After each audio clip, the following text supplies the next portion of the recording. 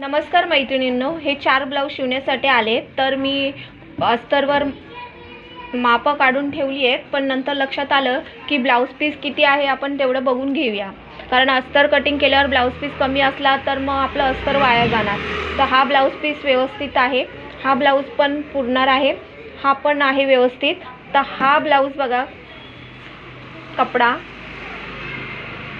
केवढूसा आहे, एवढा क्रॉसमध्ये आहे की त्याच्यात आपण कशी मापं टाकणार. एक तर 37 छातीचं माप आहे, बाही लांबी 7.5 आहे, उंची 14 आहे. तर एवढ्या ह्याच्यात एवढा माप बसणार आहे का? आणि जरी बसलं तरी आपल्याला योगपट्ट्या समजा आपण ह्याच्या काढल्या या व्हाईट कलरच्या, तरी त्यांना तो त्रास का नाही, हाच कलर का नाही लावला, त्याच्यावरून पण ते म्हणणार. आणि बरं एवढं आपण ह्याच्यातून शिवला तरी पण ते शिलाई देताना काय म्हणणार की एवढीच कशी काय शिलाई, तेवढीच कशी काय शिलाई, मी तर काय म्हातारीच आहे. मग म्हातारीचं ब्लाऊज असलं किंवा तरुण बाईचं माप जरी असलं तरी दोघींचं कटोरीचं कटिंग करायचं आहे.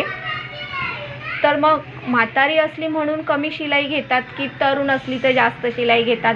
मापं तर तीच टाकायची, ब्लाऊज पण तेच कटिंग करायचं असतं आणि शिवायला सुद्धा तेवढाच वेळ लागणार आहे. पण त्यांना कोण समजवणार? तुमच्याबरोबर सुद्धा असं घडतं का? मला कमेंट करून सांगा.